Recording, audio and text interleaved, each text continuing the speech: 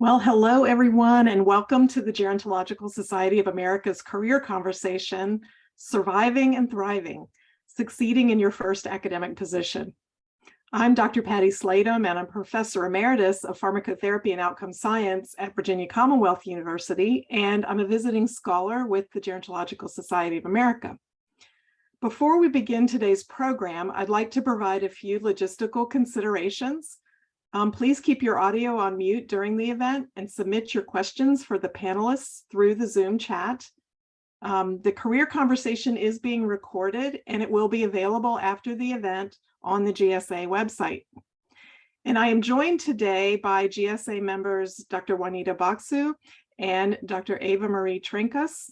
Juanita, Ava, and I are members of the GSA Career Conversations work group that plans the career conversations and the mentoring consultancies. GSA Career Conversations provide a forum for exchange of ideas about issues and strategies to help build a successful career in gerontology. And I'll turn it over to you, Juanita. Sounds good. So are you a new or early career faculty member wondering how to juggle tasks and succeed in your first academic job? If so, our career conversations today is for you. During this session, our diverse panelists will share their insights and perspectives on how to overcome hurdles and succeed in academia. We'll also be launching our new action-based mentorship initiative today. So stay tuned for more information. And as always, we encourage questions from the audience, so please feel free to post questions in the chat. I have the pleasure to open today's career conversation and to introduce our panelists. And we're delighted to have a distinguished group of GSA members, staff, and partners with us to share their perspectives. First, I would like to welcome Dr. Rachel Herron, an associate professor at the Department of Geography and Environment at Brandon University. And then we welcome Dr. Chivon Mingo, who is an associate professor at the Gerontology Institute at Georgia State University. And we're also pleased to have Dr. Stephen Katz, Professor Emeritus of the Department of Sociology and the Trent Center for Aging and Society at Trent University, join us today. Each of our panelists have diverse backgrounds and expertise on ways to survive and thrive in your first academic position. And we very much look forward to learning from each of you in this conversation. And I'm handing over to you, Juanita, for the panel discussion.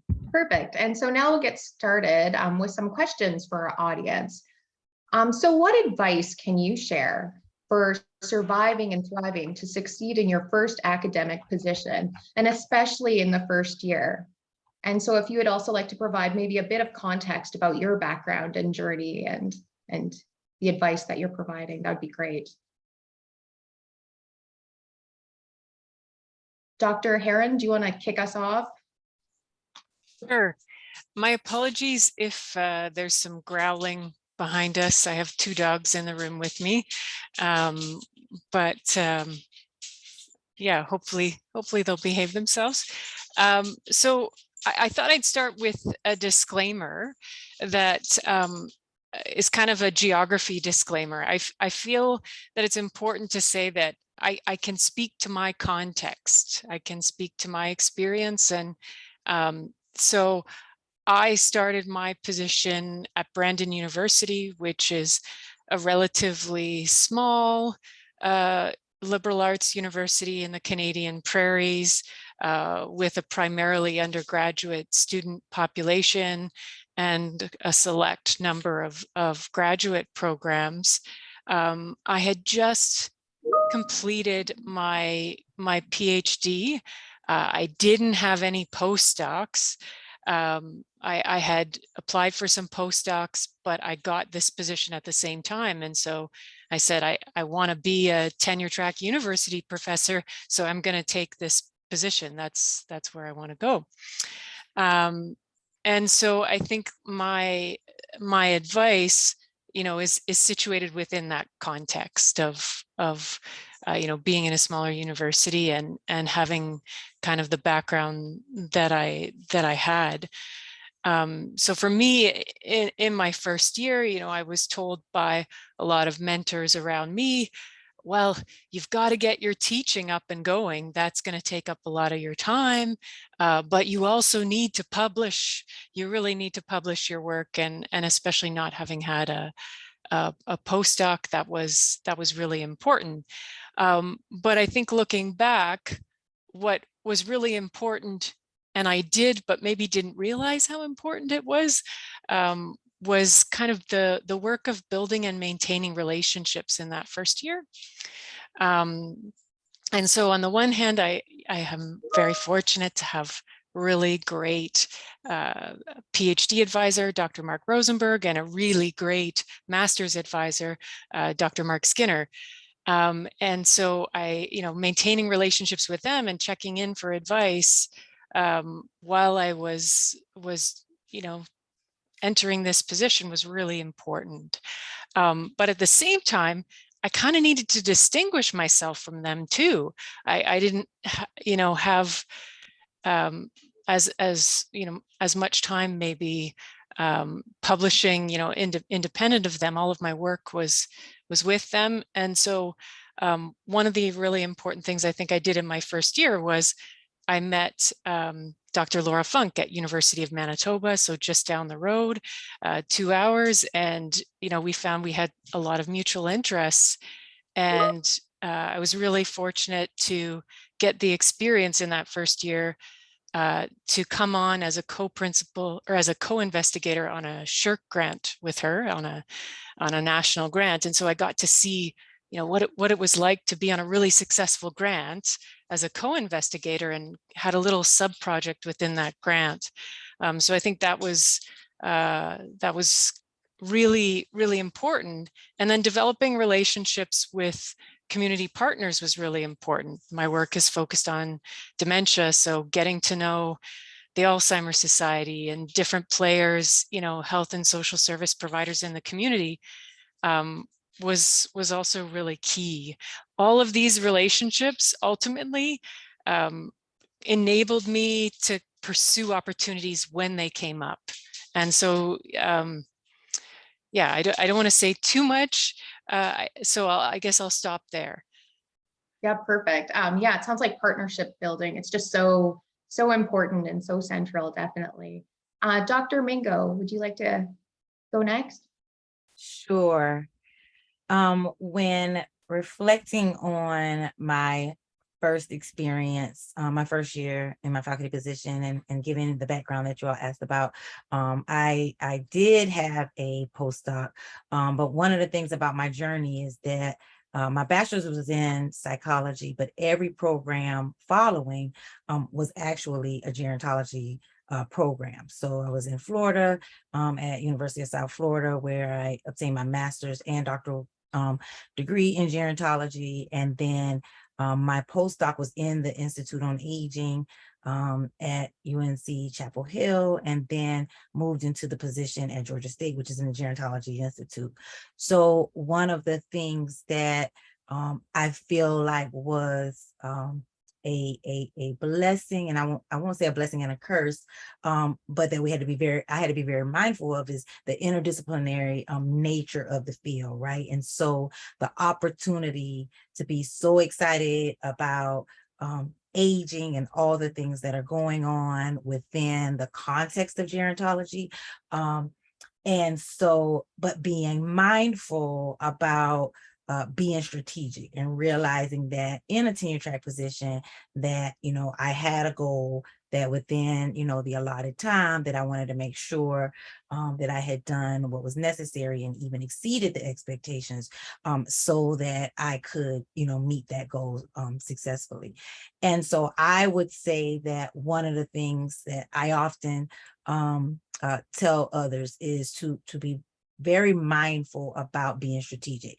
I strongly believe when you get to a new place and you want to develop those partnerships, and Dr. Herron was right. You want to distinguish yourself and kind of build who you are as an independent researcher and an independent scholar. But if you're like me, a lot of things can sound exciting, and you can get distracted and pulled in a lot of directions. And not just in the area of research, right? You could get pulled in distracted by area, of service to your department, university, even the discipline. I have been active in GSA since I was a student in leadership roles. And so it's really easy to kind of respond to those types of opportunities that require immediate response, right? And so therefore making sure that you strategize what is important and how to make the main thing, as my grandmother used to say, and really making that priority list and being strategic about how you are going to get to your end goal. So mapping out a plan and being very intentional about sticking to that plan, and then getting the input from supporters and mentors and partners in the community, and even using those leadership opportunities. But you want everything to tie back into that plan so that you are sure that you're not deviating and that everything is contributing to you meeting whatever those goals are that you have set for yourself. Yeah, that's fantastic. And I have more questions for you as we go further along into our questions about how do you go about mapping the plan. So great points. Dr. Katz. Oh, yes, thank you. Sorry, my internet cut out. Wonderful points that Chivon and Rachel made. I would say there's an immediate kind of tension when you're first hired between, let's say, a vertical and horizontal paths. The vertical one is at some point you're going to have to apply for tenure.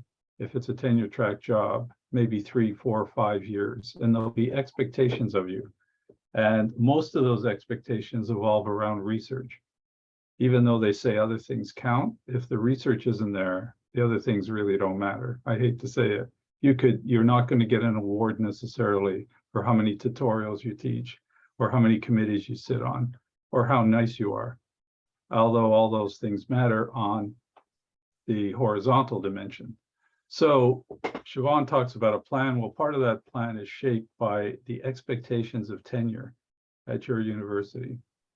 But on the other hand, there's the horizontal dimension, which isn't so much about ambition necessarily in getting tenure and publishing in quantity and et cetera, adding inches to your CV, but it's about the build that my colleagues have just talked about, because nothing is really accomplished by yourself. You can be as self-protective as you want, and you could keep saying no to things to self-protect yourself, and you'll end up quite alone. It's a very neoliberal atmosphere, which is people really don't tell you anything. They just abandon you. They just start walking away. Like in Star Trek, when the Enterprise goes to a planet it doesn't blow up the planet. It just doesn't give them the nice tech toys and lets them eat their young or whatever they had a problem with on that planet, right? So it's about relationship building, as Chivon said, mentors. Rachel still talks to her supervisors that guided her through her MA and PhD. And it's about building relationships of support. And that could be around conferences, co-publishing, getting involved in grants on a collaborative basis, hiring research assistants. But it is a very tough line to what to say yes to and what to say no to, because you're all wonderful new colleagues. I'm sure your department is very excited to have you and do as many things as possible. Graduate students will be coming to you. They want your supervision. It's very flattering. People will be asking you to serve on committees. Oh, great, you're here. We need somebody for the parking lot committee or whatever new committee they've come up with. Oh, you represent this group. We need this, we need that. And suddenly you find yourself quite overwhelmed with a lot on your plate. And that vertical path towards tenure starts to get fuzzy and say, I can do that later. I'll publish. I have 2 new grad students, so I'll do the article next year. I'll go, don't put off what your tenure requires you to do, because your tenure committee, unfortunately, isn't going to have any sympathy. about all the yeses you did along the way. On the other hand, don't say no to everything, because that's the horizontal dimension of relationship building and mentorship building. So the toughest thing I found as a new faculty member is how to balance those two dimensions. And that's where people can help you, but that's where you have to keep your eye on the ball, because you don't want to end up in 5 years with the tenure committee saying, we don't really think you're ready yet. Or, 2 more articles, I think you'll be there. I have more to say about publishing and things like that, but I think I'll stop here. Well, yeah, thank you very much. I think those are really great points. And Stephen, I think you've already been touching a little bit about the difficulties, which leads to our next question. From all your experience, what do you think are the biggest challenges that you foresee for new faculty members? And not just the challenges, but how do you think those challenges can be overcome? And I'm going to start with you, Dr. Mingo. Well, I'm going to be honest. I think my answer today is very different than what my answer would have been 3 or 4 years ago. And I say that because I feel like over the past 2-3 years, since the onset of the pandemic, the kind of civil unrest and some political issues, changes in the economy, and just overall stressors that individuals may be experiencing outside of the job or the academic experience.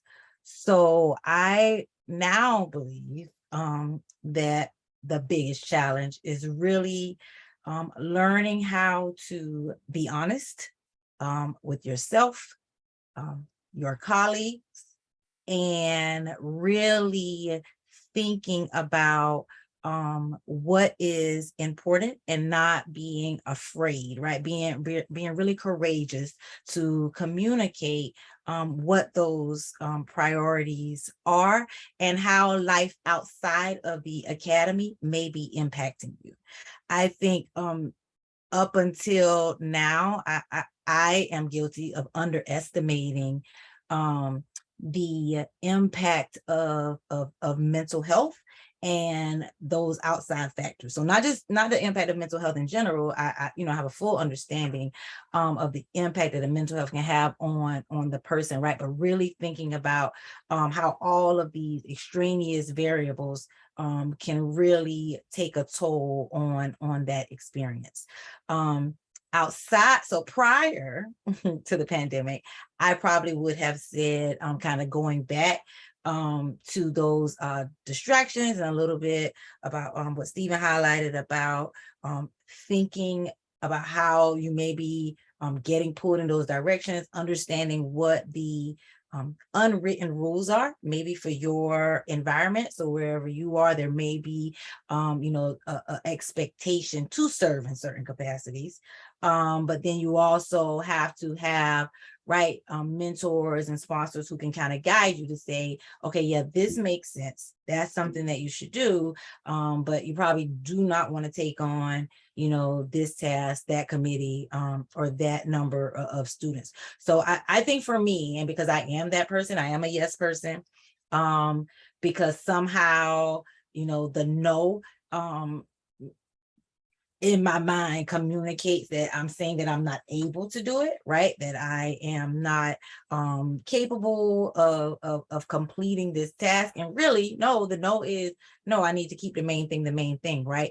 But I am that person who doesn't want to make sure that I'm not miscommunicating my competence, right? This idea of like imposter syndrome, making sure, these things are really real for certain people. And so really battling, right, all of these outside factors that kind of take a toll on you just doing what the job entails for you to do and what you're passionate about doing, right? And so I think that if I had to really delineate barriers or the biggest challenges. I think there's a clear dichotomy, but I also think that now post the experience, I won't say post the pandemic because we're still in it, but post the experience of the pandemic, that now I just can contextualize those and communicate those differently, but being aware that both of those probably equally can serve as large barriers. People who are moms, wives, caregivers, other things outside of this role. And so really having a space for that, I think is important. And if you're in a place where there's not a space for that, making sure you create that space for yourself so that you are not negatively impacted and it turns, into a barrier that's difficult to overcome instead of one that you can identify healthy ways to still be successful as you navigate this experience. Well, I think we can all appreciate that honesty for sure. And thank you for also sharing some words of encouragement with us. Dr. Katz, what about your experience of the biggest challenges and what do you think how we can overcome those? Thank you. Thank you, Chivon, for those comments too. Very wise. Well, besides the challenges of being asked too much, sometimes I think we always need to check kind of on the expectations. Talk to your chair. If you've been asked to supervise 4 PhD students in your first year, before you say yes, talk to your chair and say, well, how many PhD students are new faculty kind of expected to supervise? And if they say, well, not more than 1 or 2, then you have that kind of backup.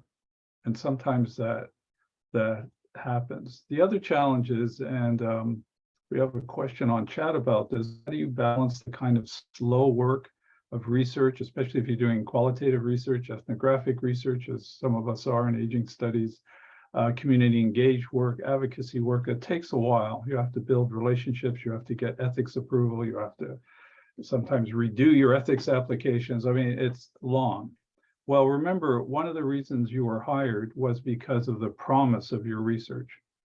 You were hired because of the achievements you've already achieved. So putting in the publication that you did 10 years ago is not going to matter as much because that's why you were hired. You were hired based on the record then. What they're looking at for tenure, for example, is what have you done since you've been hired? And that's where the difficult part comes in, because if slow work, I appreciate that term, takes a while. Well, remember, you were hired on the promise of your research too. You need to demonstrate promise. What's being submitted, what's in the bag, what grants are applied for.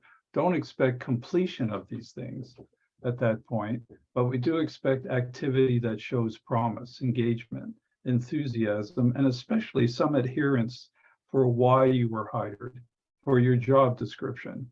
I've seen young faculty members, for example, unfortunately deviate quite radically away from the job they were hired from. They go, this department's really boring. Cultural studies, on the other hand, is really exciting. I think I'm going to wander over there, maybe teach some of their courses. I like their graduate students. Their parties certainly have more alcohol, and I really think that's where I belong, Meanwhile, your department spent 2-3 years getting a tenure position. That's how long it takes to get a tenure position at universities. You have to compete, you have to argue with deans, you have to justify the need for that position. Finally, they got you and they're thrilled. And then a year goes by and you decide you're not really interested in them. So we have to be careful about some loyalty issues to your job description, your department, or even if you're not 100% happy. And that is a challenge because there's so much excitement going around you. You have to, kind of keep local and remember the idea of promise of research is a key indicator of your value. And so you don't have to accomplish everything.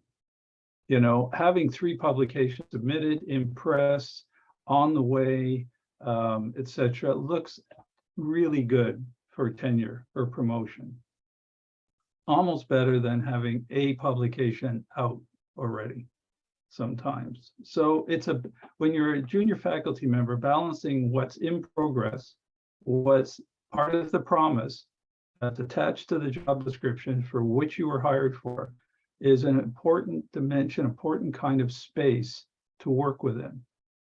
Having accomplishments, something out, something published, conference paper, etc., is fantastic, but is not the whole picture when you're a junior. Later, yes, for full professor, for promotion, for senior grants, the achievements matter. The CV starts to matter. But at the beginning, I think, look at promise and look at why you were hired and how you could demonstrate that promise, right? We could talk more about that, but I think there's another comment from Patricia about promotable and non-promotable tasks in our lives. Very, very good comment. Very, very important to understand what's promotable and what's not.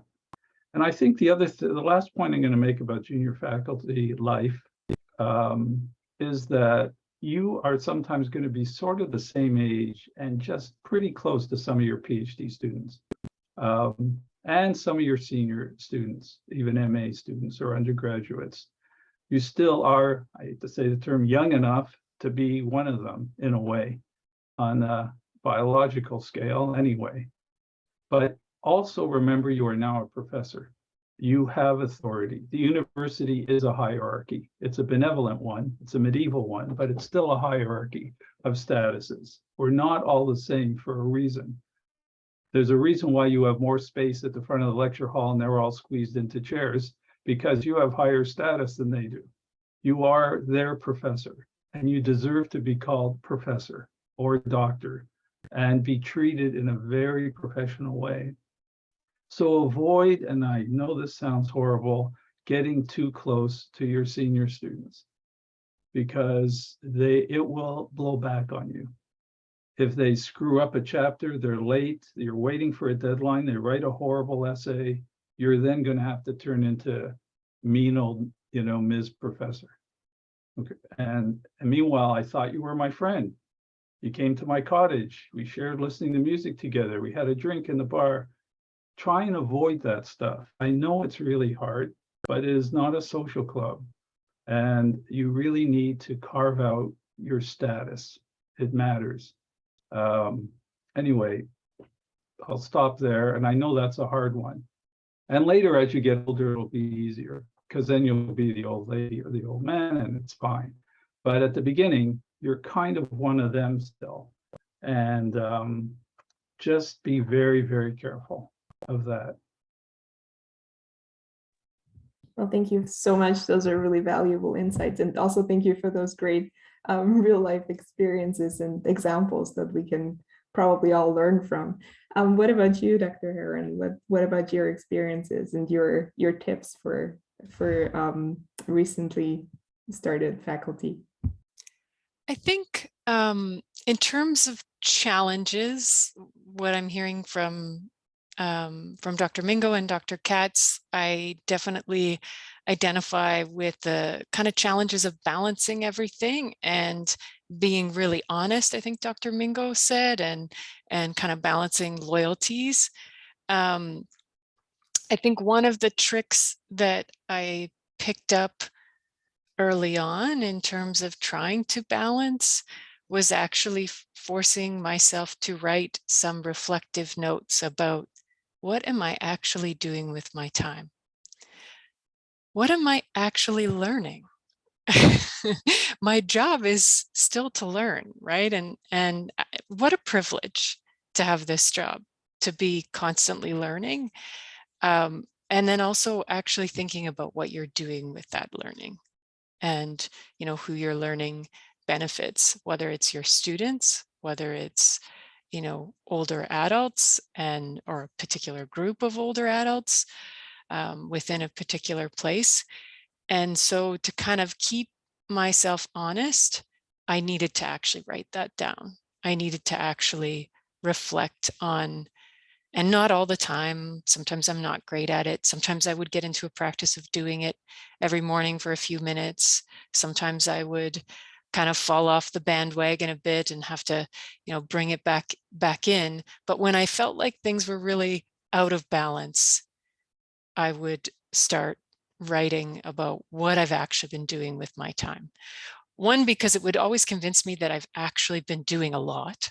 If I thought that I wasn't doing, wasn't doing enough because I had that imposter syndrome, I could always convince myself that in fact I was doing a lot of things. And then I could evaluate on whether I was doing the things that really kind of met the goals that I wanted to achieve.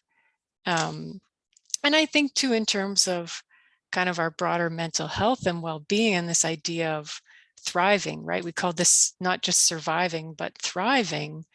I could reflect on whether the things that I were doing were giving me energy or sucking all of my energy away. And so kind of trying to identify what is it that actually, helps me to do my job really well. And, for me, having relationships with really great colleagues is something that always, came up, or even relationships, really feeling like I had good relationships, but maybe, as Stephen is mentioning, not too close relationships with my research assistants, where they saw me as a mentor. There were clear boundaries, but, I was getting to know them and I could see them growing and, really just enjoy that. I think maybe that's been more of a long-term thing, and I didn't see that necessarily in my first year. I probably only had one student in my first year. And I think I probably, as Stephen mentioned, talked to people about what were the expectations at a small university. How many students should I attract? And, I had to kind of provide funding enough. And in my first year, one student was as much funding as I could provide for. And in subsequent years, that became a lot more, right? So that balance piece, I think, is really challenging. But I think there are different ways for us to be honest with ourselves and also really communicate with our departments and understand both those written rules and the unwritten rules, like what are we expected to do in our job. For sure, definitely. Those are great points, and they lead really well in actually to our next question. Talking just about balance and juggling tasks and how do we manage all of that. And I feel like we've kind of been having this discussion already, but any advice or tips that you'd provide about prioritizing tasks? I know even just myself, there's journal review articles every day just popping into the mailbox, and then grants. Like I know my institution, we're a smaller center, and so funding is really important, but then you have your students for mentorship, that you're doing, and then conference presentations. I always get wrapped up in that. So would love to hear tips for kind of, what do you prioritize in the first year? Any advice would be fantastic.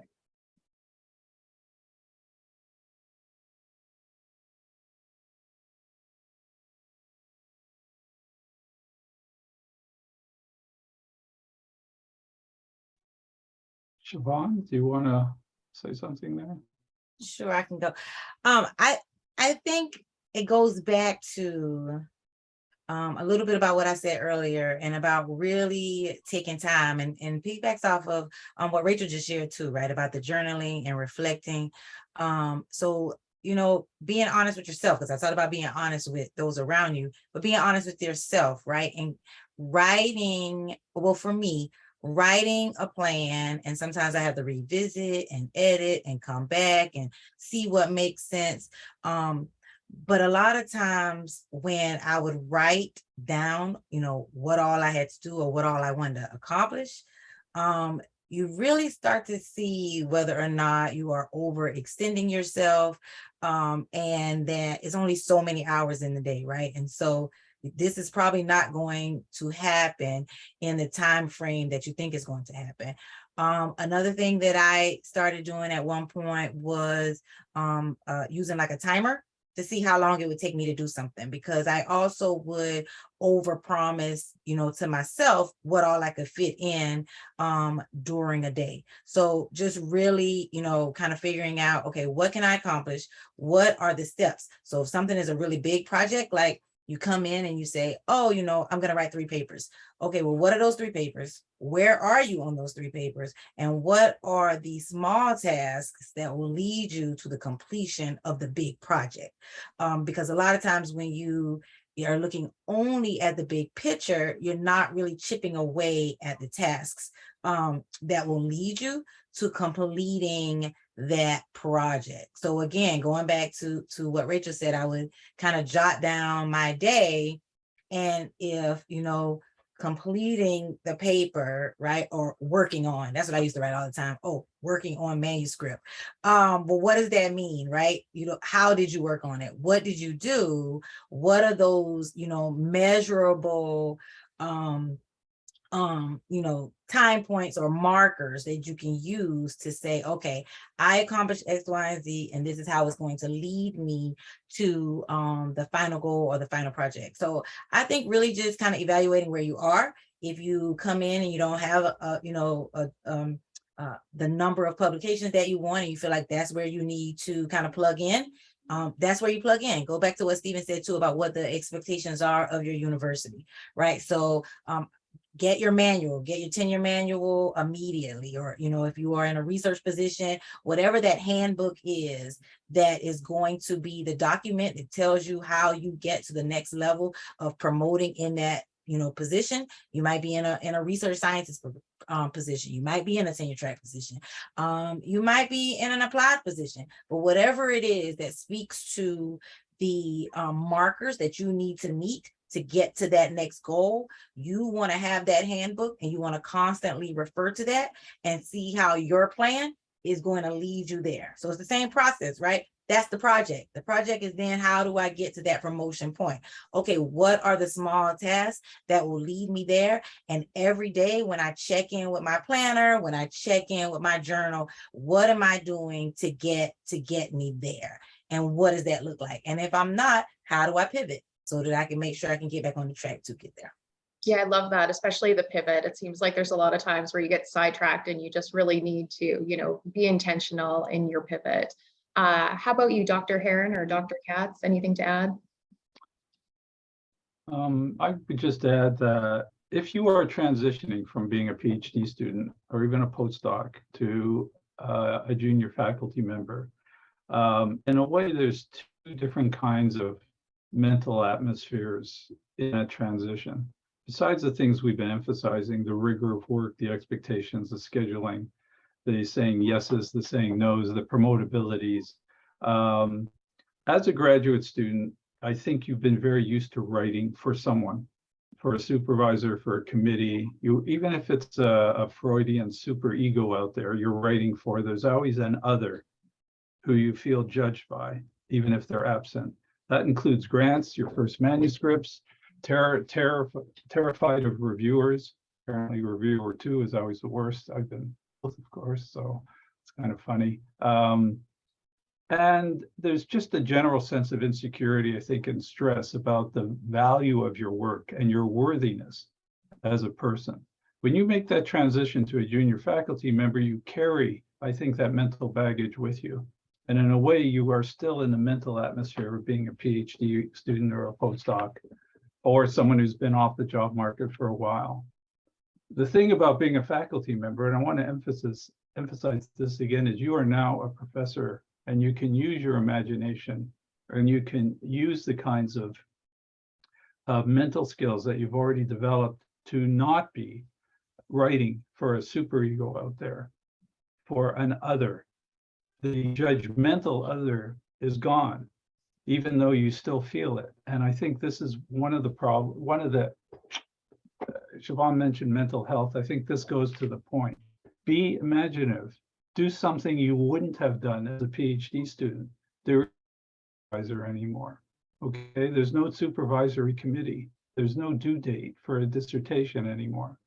And so if you have some wild idea that you've been meaning to pursue that's spilling out of your dissertation that you weren't able to do, well, do it, grab it. And that means also applying for, you were afraid to do it as a PhD student because you were tied to your supervisor. Well, now you can do it. Now you can have your own research grant. You can have your own plan. You can hire your own research assistants. And one of the things I found when I was hired is I was in a department that let me do what I wanted, which was great, either because they didn't understand me or because, they just thought, okay, they'll be okay if we just let them go, have a long leash. But I got to really write some very imaginative things that I wouldn't have been able to write as a graduate student. And they've really buoyed my whole career.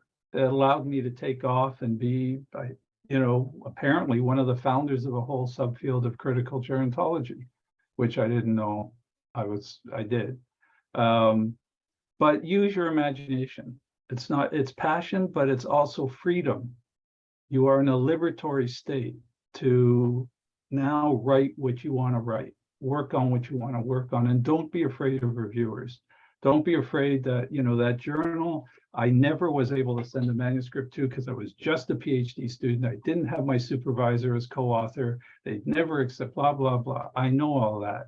Now you can do it as a sole author or with your own collaborators. Apply to that journal, send them your manuscript, and keep doing that. Keep working at the edge, keep working at the top shelf. And it's not a matter of competition. It's a matter of following what you always wanted to follow. And now you can. Andre Bergson has a theory of memory, which is that we are always trying to become what we never were. And in a way that goes to the point too. You always could have written that manuscript, but you didn't. And now it's still living within you. You always wanted to do that project, but never could. Now you can. So do it. That's really the advice I would leave everybody with. Thank you, And Dr. don't let the naysayers around you say that won't work, or we don't do it that way, or we've never done it that way, or no one's going to read your work, or you're never going to get the grant for that. Blow that away, because in their career, when they were juniors, they did exactly this, and that's why they are where they are now. Yeah, They've just become old and afraid. Yeah, that's fantastic advice, especially, mind over matter, just kind of, that transition of, moving from a student into a faculty position can be such a kind of a mountain, if you might. So yeah, this is great advice. Thank you. Dr. Herron, anything to add? I'm sort of still taking in Stephen's advice. I think I needed know, it. right? I think I needed it myself. A good reminder of why we're here, and yeah, I think there definitely are real challenges in kind of changing that mindset and embracing. We have these. We are situated within a neoliberal system, but we also have this incredible position if we embrace it to really use our imagination and push the way that we think and feel about things forward, right? So it can be really hard I remember, at least in my first year, it was really hard to feel that way, that I could imagine anything because I was just trying to survive. Oh my gosh, I got a lecture on a topic I don't know anything about. Honestly, right? Because we're, if you have a teaching position, or a position where there's a good amount of a teaching load, that can be really challenging to just develop all of your courses and then somehow carve out the time to keep writing and thinking independent of those courses. So I think for me, when I think of the challenges of juggling and balancing numerous tasks, I don't know. I think I tried to somehow do it all in my first year. I'm not sure if that was right, but I know that I survived, and was able to kind of reflect and keep making changes to to do it better, I think, every year, to try and,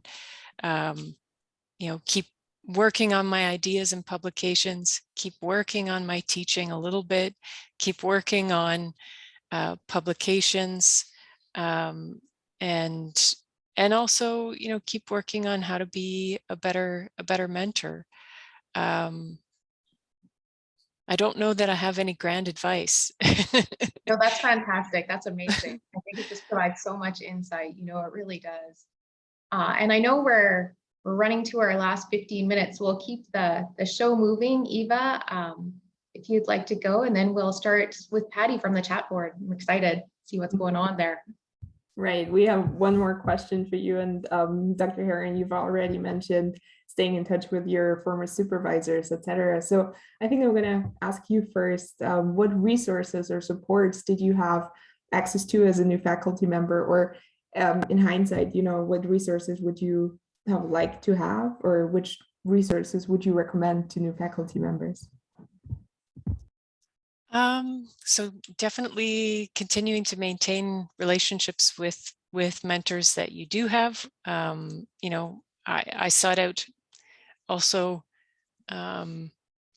because my mentors were white men, I sought out, women mentors who I could get advice from as well. And I thought that was really important in my early career. Writing groups were very valuable.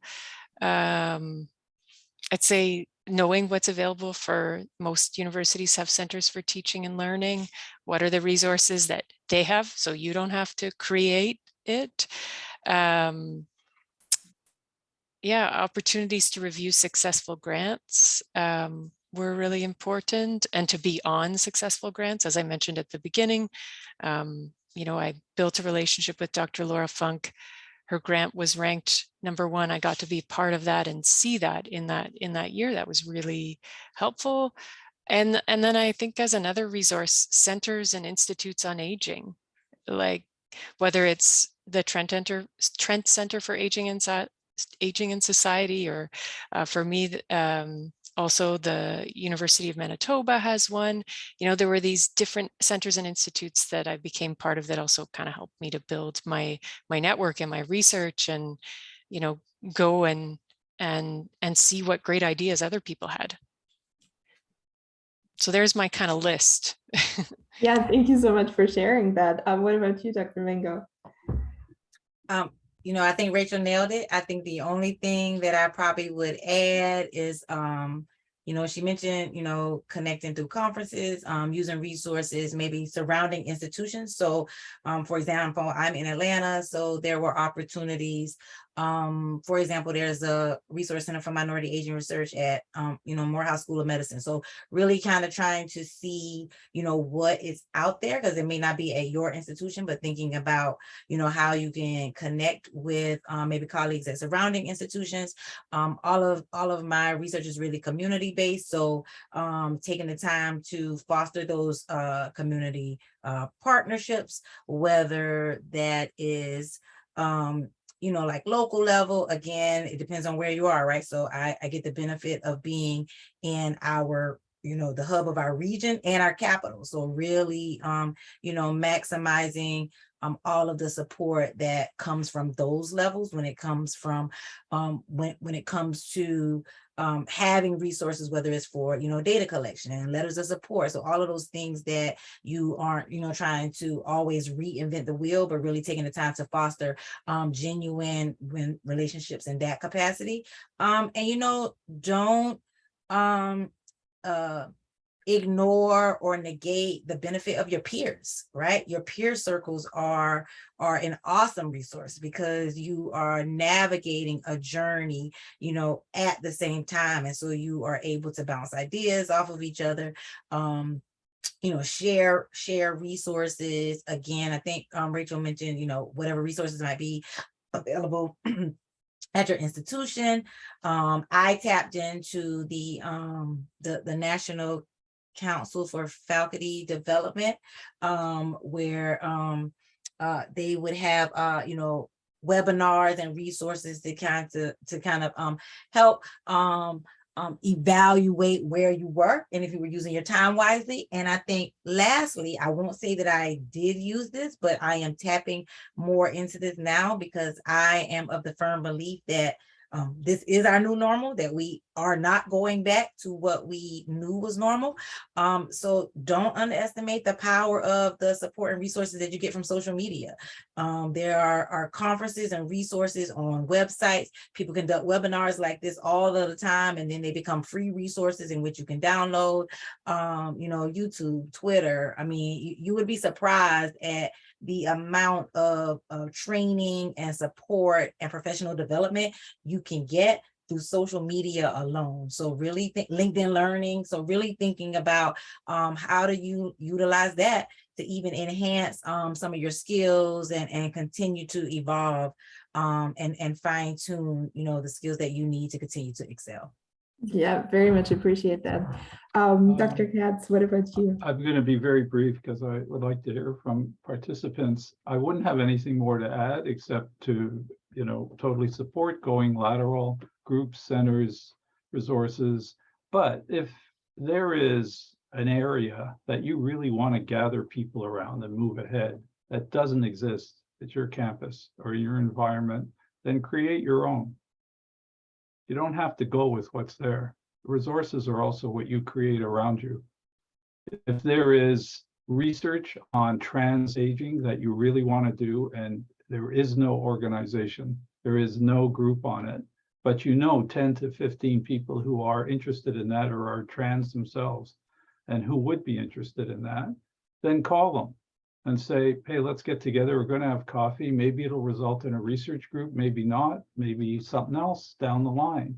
The Trent Center for Aging and Society started with me calling colleagues and meeting in a dumpy little meeting room in the basement of a college. And from that, we ended up with a research center 5 years later. The same people I had called originally to sit around and have coffee and apply for $200 from the university. Do it. Do your own network, make your own group. You don't have to just go with what's out there.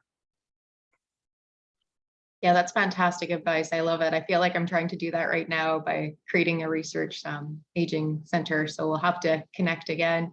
Let's check in with Patty now. Any comments from our chat? Any questions from our chat? I think we've actually addressed an awful lot of the things that have been brought up in the chat so far. And I'll just mention that there's a few resources that are listed there that we sort of identified while developing this topic today that we just share if you're interested in digging further. And I do think that the thoughts about more formal faculty development programs, I loved the encouragement to develop our own. And I'm just curious if you found these more formal ones to be, that lots of universities are starting to set them up, right? When you join now, because they've realized that leaving people adrift, sometimes it works and sometimes it doesn't. So, this notion that it's a big investment and a university is making an investment and so is that person. Have you had experiences with those, or what are your thoughts? I would comment on that. I have. I think I've done it both ways. I think when I think about the more formal and more structured professional development or mentoring programs versus the opposite. And I think it could be a continuum, right? I think you can have really structured. I think you could have something that is not formal at all, and you could be somewhere in between. What I really think is the best advice is to, again, do that self-reflection and that evaluation and know yourself. It's the same. I think about it the same way I think about it when I go into the classroom and I think about instruction. I have to create assignments that will allow me to assess various learning styles, because everyone may not excel in the same way, right? So somebody may write extremely well, but they might not be somebody who does great presentations or, can articulate their thoughts as coherently in that manner. applied versus like service learning, like all of these ways that you can capture and assess whether or not someone is mastering the goals and the outcomes that you've set for the course. I think it's the same way with mentoring, right? I think it's about who you are, like, so some people set out the time to write every day, and you hear some people say that really does not work for them. You hear somebody say, oh, you know what, I need to sit down with somebody because that is the best way to make sure that I do what I'm supposed to do. And then I have a colleague that does not work for her, and she is extremely successful, but that is just not her way of being productive. So I really think it takes you, taking a moment to really evaluate what works for you. I think it's important that universities have options, and so that there's an equitable opportunity for individuals to succeed, regardless of their needs, regardless of their learning styles, and regardless of where they best tap into productivity. Yeah, that's a Excellent. great Thank point. you. Yeah, very good. And it kind of brings into our next thing that we wanted to talk about here with the GSA was this idea about creating, I guess, a new mentorship initiative for new and emerging faculty members. So what we're hoping to do is launch a program where we provide kind of a peer support team through opportunities for co-publication. So we're hoping to develop a team with new and early career faculty members where we meet monthly for about an hour. The first half hour would focus on having an educational talk, depending on whatever the team decides to focus on. And the next half hour would focus kind of on updates on our manuscripts and where we're at. So each member of the team would kind of commit to providing one team manuscript. And then at the end in the spring, around maybe March, we would have, if there's 6 members of the team, 6 co-authored publications. So just a way to kind of help give each other a step up and a hand up. So we're interested today in kind of launching this, putting that out there and seeing if you're interested. I think in the chat, Gina's going to post a link with a survey, a form that people can fill out. Patty, I'll let you kind of add to anything I might be missing. Yeah, there's 2 forms that you'll see. One is a feedback form for today, and it will, it's very short, just asking you about the format and about the content for today, but also topics you might like to explore further in career conversations. We use those. These kinds of things emerge right out of those, so that's perfect. And the other is, if you're interested in more information about this sort of peer mentoring group idea, especially if you're entering into the first year of a new faculty position, this might just be a great time to build a cohort of colleagues that are in your shoes and who we can all learn from each other. So there's a form there for that, and it's very short to complete, just an interest form, and then we'll see what we get and we'll start to convene a group, hopefully to get started in October. Perfect. And so to bring our session to a close today, we've asked each of our panelists just to share a pearl of wisdom. Dr. Herron, would you like to go?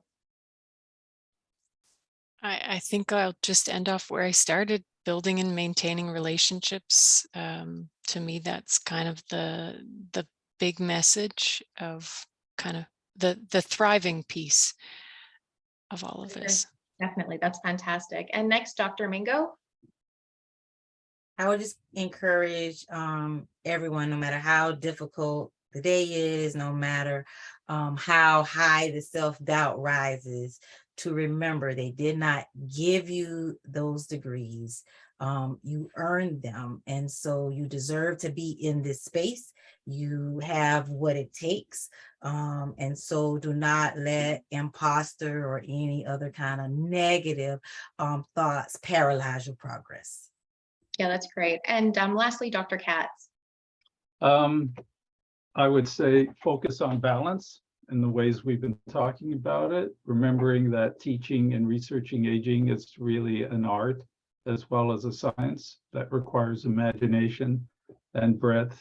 And sometimes your ideas come from taking a walk in the field rather than going to a conference. And lastly, negotiate your belonging, your new belonging, with energy and without fear. create your space and with others in the way you want to. And that space falls into the shape of your future. And don't be afraid. Well, thank you all so very much.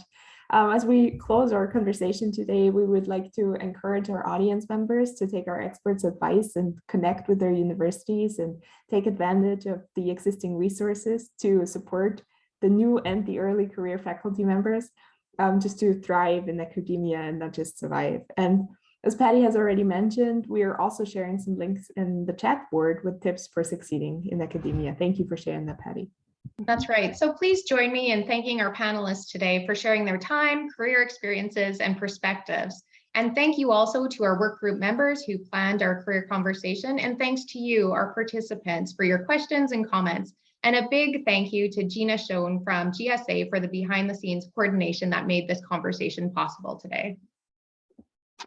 And finally, if you haven't already completed our evaluation survey with the link in the chat board, we'll send it out as well by email, just to provide some feedback and help us to plan future conversations. And remember to sign up for the new action-based mentorship initiative if you're interested. Enjoy the rest of your day. Thanks, everyone.